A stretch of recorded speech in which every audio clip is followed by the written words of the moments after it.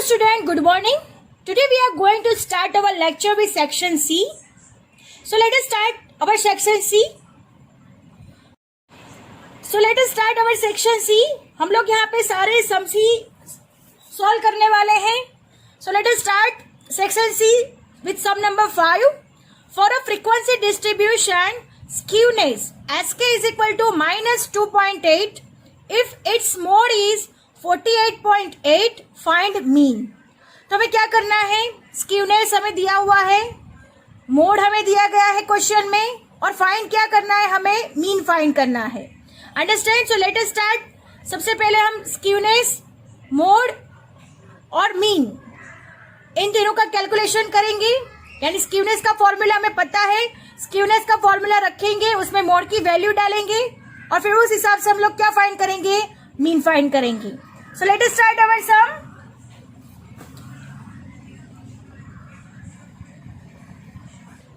So look at here students, skewness हमें दिया हुआ है -2.8, मोड हमें दिया गया है 48.8.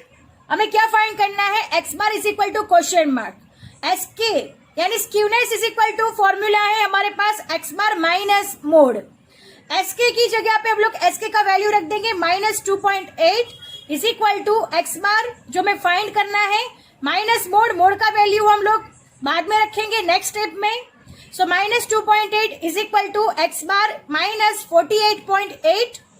अब 48 इज इक्वल टू के उस साइड पे है जो माइनस है, माइनस से इस साइड पे आएगा तो प्लस हो जाएगा. So -2.8 plus 48.8 is equal to x bar, जो कि हमें एक्स बार फाइंड करना है यहाँ पे, राइट. तो प्लस माइनस माइनस हो जाएगा. सो 48.8 में से 2.8 माइनस होगा तो आंसर आएगा 46.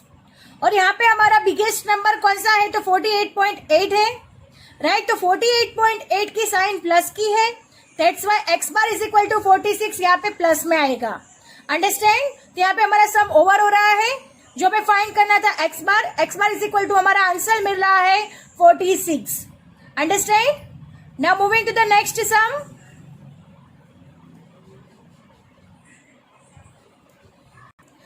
Next sum number 6. Sum of two extreme quartiles is 138 in a symmetric frequency distribution. Find its median. तो स्टूडेंट यहाँ पे क्या फाइंड करना है? मीडियन फाइंड करना है. और हमें क्या दिया गया है? टू एक्सट्रीम क्वार्टाइल्स के सम दिया गया है. It means that Q1 plus Q3 यहाँ पे दिया गया है. तो Q1 प्लस Q3 यहाँ पे 138 दिया गया है. और for symmetric frequency distribution, so find out it's median. तो हमें यहाँ पे क्या फाइंड करना है? मीडियन फाइंड करना है. So let us start our sum. हमने जब इसके कैरेक्टरिस्टिक्स पढ़े थे तब हमें पता है कि जब भी सिमेट्रिक फ्रीक्वेंसी डिस्ट्रीब्यूशन होता है तब कौन सा फॉर्मूला लगेगा. So let us start our sum. Student, in the symmetric frequency distribution में ये कंडीशन लगती है कि Q3 plus Q1 is equal to 2m. अब हमें एक्सट्रीम क्वार्टाइल्स का सम दिया गया है, यानी Q1 और Q3, यानी Q3 प्लस Q1 हमें दोनों का टोटलिंग दिया गया है 138. अंडरस्टैंड? तो यहाँ पे Q3 plus Q1 is equal to 2m. This is the condition. So Q3 plus Q1 is equal to 138 is equal to 2m. Median find करना है. सो 2 मल्टीप्लीकेशन में है, डाउन साइड जाएगा तो डिवीजन में हो जाएगा. So 138 divide by 2 is equal to median. So हमारा मीडियन का आंसर आएगा 69. अंडरस्टैंड? हमारा सम यहाँ पे ओवर हो रहा है. I hope you understand it very well. Now moving to the next sum. Sum number 7.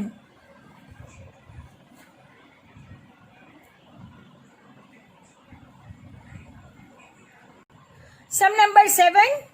The coefficient of skewed frequency distribution is 0.75. If its standard deviation is 20 and mean is 37.5, find median. So students, यहाँ पे हमें skewed frequency distribution यानी coefficient of skewness दिया गया है 0.75. Its standard deviation is 20. S दिया गया है 20 and mean 37.5. उस पर से हमें क्या फाइंड करना है? मीडियन फाइंड करना है. So let us start our sum. Now look at here student, according to the question, coefficient of skewness J is equal to 0.75, standard deviation S is equal to 20 x bar is equal to 37.5 and what we have to find, median हमें find करना है. Median is equal to question mark. हमें coefficient of skewness का जब median होता है तब उसका फॉर्मूला हमें मालूम है.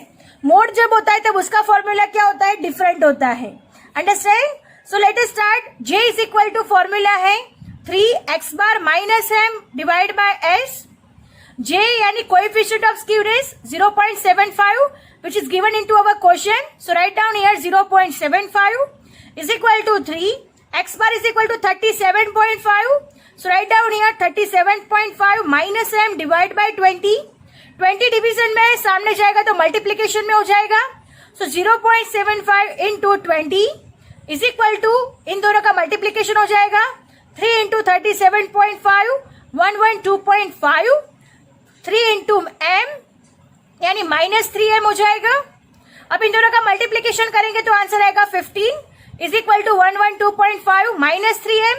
यहाँ पे -3m है, m हमें फाइंड करना है तो इज इक्वल टू का उस साइड चला जाएगा तो माइनस का प्लस हो जाएगा तो +3m हो जाएगा. इज इक्वल टू 112.5 प्लस 15 है, इस साइड जाएगा तो माइनस हो जाएगा. So 112.5 minus 15. So 3m is equal to 97.5. इन दोनों में से माइनस होगा तो फाइनल आंसर आएगा 97.5. अब हमें 3m है, मीडियन फाइंड करना है. 3 मल्टीप्लीकेशन में है तो 3 मल्टीप्लीकेशन में है तो सामने जाएगा तो डिवीजन में हो जाएगा. सो 97.5 डिवाइड बाय 3. सो हमारा मीडियन का आंसर आएगा 32.50. सो this is our answer. Understand. हमने मीडियन कैसे फाइंड किया, कोएफिशिएंट ऑफ स्क्यूनेस का फॉर्मूला रख के हमने मीडियन यहाँ पे फाइंड कर दिया है. Understand. Our sum is over here. I hope you understand it. Now moving to the next sum.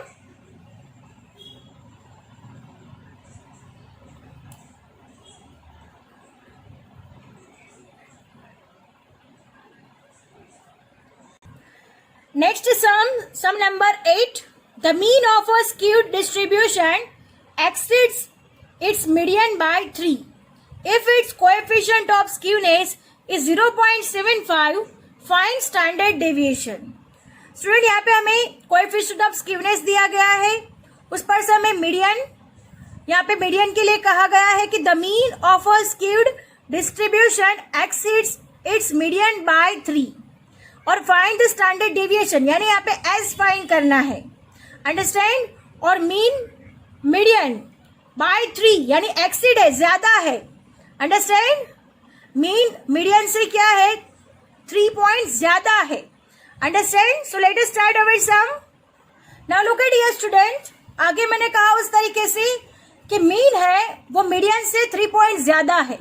अगर हम x bar is equal to median plus 3, अगर मीडियन कोई भी डिजिट्स हो उसमें 3 ऐड करेंगे तो x बार ऑटोमेटिकली हमारा 3 पॉइंट्स क्या हो जाएगा, ज्यादा हो जाएगा. अंडरस्टैंड. यहाँ पे हमारा इक्वेशन बनेगा x bar is equal to m plus 3. अब m इधर प्लस में है, इज इक्वल टू के उस साइड जाएगा तो x bar minus m is equal to 3. इसका मीनिंग ये है कि x बार में से अगर हम m माइनस करेंगे तो डिफरेंस आएगा 3 का. अंडरस्टैंड. और j इज इक्वल टू हमने दिया गया है 0.75. It means coefficient of skewness हमें दिया गया है. What we have to find, s is equal to we have to find. So हम अगेन फॉर्मूला रख देते हैं. j is equal to 3 x bar minus m divide by s. So this is our formula. अब हम क्या करेंगे, इस formula को सॉल्व करेंगे. तो कैसे सॉल्व करेंगे, so look at here student. j is equal to 0.75 is equal to 3 x bar minus m, जो हमने यहाँ पे लिखा हुआ है x bar minus m is equal to 3 है तो यहाँ पे 3 लगा देंगे डिवाइड बाय 5. सो 3 3 9. एस इधर डिवीजन में है, ऊपर चला जाएगा तो मल्टीप्लीकेशन में हो जाएगा. सो हमारा नेक्स्ट स्टेप होगा 0.75 s इज इक्वल टू 9. अब हमें s को फाइंड करना है तो 0.75 डाउन साइड चला जाएगा. So s is equal to 9 by 0.75. So हमारा लास्ट आंसर होगा s is equal to 12. Understand. तो हमने s इज इक्वल टू 12 यहाँ पे फाइंड कर लिया है तो यहाँ पे हमारा सम ओवर हो जाता है. I hope you understand it कि हमने कैसे फाइंड किया. According to the question x bar median से 3 स्टेप ज्यादा है, 3 डिजिट ज्यादा है, तो हम लोग यही इक्वेशन बनाएंगे. x bar is equal to m plus 3. फिर उसको मैंने जैसे समझाया है वैसे उसके सॉल्व किया जाएगा. Understand. Now moving to the next sum number 9.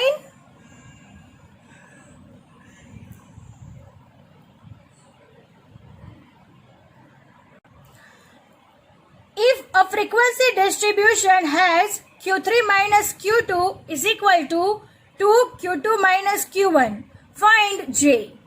So students, हमें यहाँ पे कोएफिशिएंट ऑफ स्क्यूनेस फाइंड करना है और हमें ये इक्वेशन दिया है जिसको हमें सॉल्व करना है और उस हिसाब से हम क्या फाइंड करेंगे, coefficient of skewness. So let us start our sum. Now look at here student, what is our question? Q3 minus Q2 is equal to 2Q2 minus Q1. J we have to find. अब हमने जब इसके formulas देखे थे तब ये बड़ा वाला फॉर्मूला मैंने आपको समझाया था या कैसे कोएफिशिएंट ऑफ स्क्यूनेस फाइंड किया जाता है. आप लोग आगे के लेक्चर्स में नोट्स में देख सकते हो. तो J is equal to Q3 minus Q2 minus Q2 minus Q1 divide by Q3 minus Q2 plus Q2 minus Q1. तो यहाँ पे जो हमने फॉर्मूलाज यूज करते हैं उसका शॉर्ट फॉर्मूला नहीं, लेकिन बिगर वाला जो फॉर्मूला है वो फॉर्मूला यहाँ पे हम लोग यूज करेंगे. तो सो look at your student, Q3 minus Q2 जिसका हमारे वैल्यू हमारे पास दिया गया है, Q3 माइनस Q2 का वैल्यू दिया गया है 2Q2 माइनस Q1. अंडरस्टैंड, तो ये वैल्यू है वो हम Q3 माइनस Q2 की जगह पे रख देंगे. तो हमारा क्या हो जाएगा, 2Q2 minus Q1 minus Q2 minus Q1 divide bye 2Q2 minus Q1 plus Q2 minus Q1. क्या किया हमने, अगेन Q3 माइनस Q2 जो हमें क्वेश्चन में दिया गया है उसका हमें वैल्यू यहाँ पे दिया गया है. जैसे x की कोई वैल्यू होती है और अगर हम वो वैल्यू रख देते हैं तो हमें आंसर मिल जाता है, वैसे ही हमें Q3 माइनस Q2 की वैल्यू यहाँ पे 2Q2 माइनस Q1 दिया हुआ है तो वही वैल्यू ये इसकी जगह पे हम लोग यहाँ पे रख देते हैं और कुछ नहीं किया, सिर्फ जो वैल्यू दिया है बस उसी वैल्यू को हमने यहाँ पे रखा है. 2Q2 minus Q1 minus Q2 minus Q1 divide bye 2Q2 minus Q1 plus Q2 minus Q1.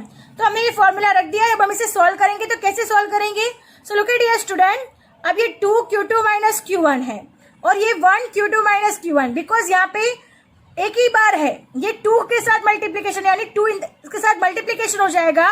तो 2Q2 minus Q1 minus 1Q2 minus Q1 यानी आंसर क्या आएगा, Q2 माइनस Q1. 2 में से 1 जाए तो 1 बचेगा और यहाँ पे क्या है 2Q2 minus Q1 plus Q2 minus Q1 यानी 2 प्लस 1 यानी यहाँ पे क्या हो जाएगा 3Q2 plus Q1 Q2 minus Q1 because in दोनों के बीच में प्लस है बट जो डिजिट है अंदर की वो माइनस में है तो यहाँ पे क्या आएगा माइनस. अंडरस्टैंड, तो ये हमारा स्टेप होगा नेक्स्ट. Q2 माइनस Q1 आगे हमने किया, 2 में से 1 को निकाला और 2 प्लस 1 यानी 3Q2 माइनस Q1. अब हम इन दोनों को कैंसिल करेंगे, Q2 minus Q1 Q2 minus Q1 तो हमारे पास आंसर आएगा 1/3. सो J इज इक्वल टू आएगा आंसर 0.33. अंडरस्टैंड, तो हमने आंसर को फाइंड कर लिया है 0.33. So student, our lecture is over here. I hope you understand it very well. Thank you students.